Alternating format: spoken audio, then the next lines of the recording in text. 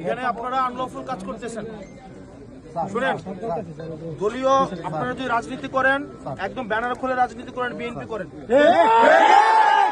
পুলিশও হবেন, আবার দলীয় এজেন্ডা বাস্তবায়ন করবেন, এটা হইতে পারে না। এটাই তো করতেছেন আপনি। এটা করতেছেন আপনি। শুনেন, নিরাপত্তায় থ্রেট কারা? থ্রেট কারা?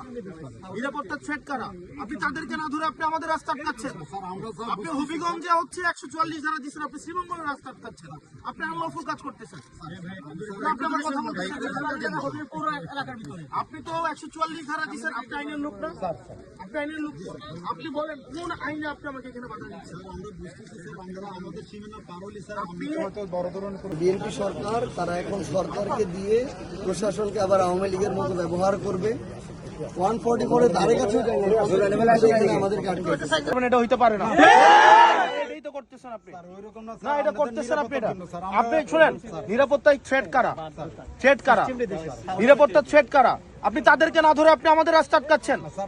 আপনি হবিগঞ্জে হচ্ছে 144 ধারা দিচ্ছেন, আপনি শ্রীমঙ্গলের রাস্তা আটকাচ্ছেন, আপনি আনলফুল কাজ করতেছেন। আপনি আমার কথা বলতেছেন,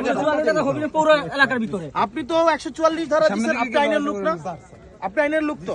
আপনি বলেন কোন আইনে আপনি আমাকে এখানে বাধা দিচ্ছেন? আমরা বুঝতেছি স্যার, আমরা আমাদের সীমানা পার হইলে স্যার আপনি বড় ধরনের ক্ষতি হইতে পারে, ক্ষতি হইতে পারে।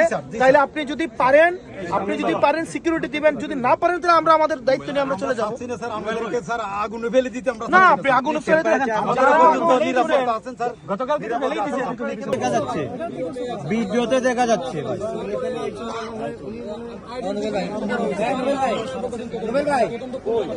অনেক কথা বলে ওই নোবেল ভাই, নোবেল ভাই, নোবেল ভাই, নোবেল ভাই এদিকে আসেন।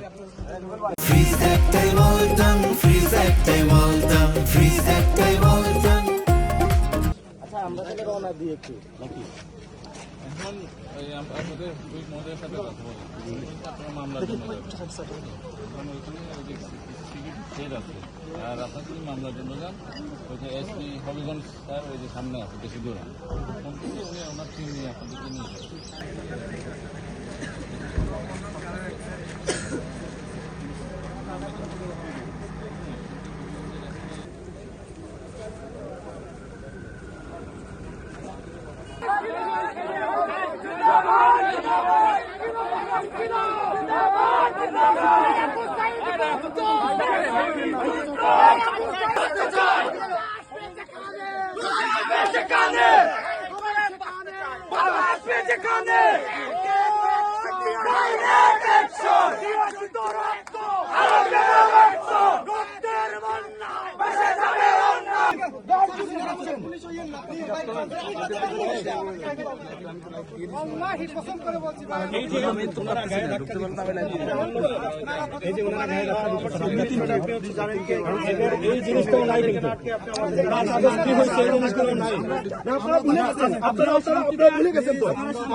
আমাদের উপরে যে হামলা হয়েছে আপনারা দেখছেন, পুরো দেশই দেখছে কি রক্তাক্ত হামলা। আমার মানে একটা ছোট্ট বাচ্চার চোখ পর্যন্ত নাই হয়ে গেছে।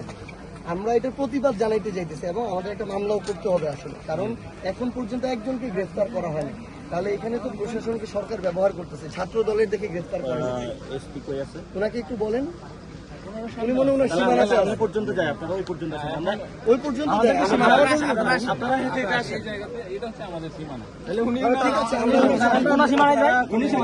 এখান পর্যন্ত মৌলভীবাজার, তাই না? আপনারা মৌলভীবাজারের নাকি?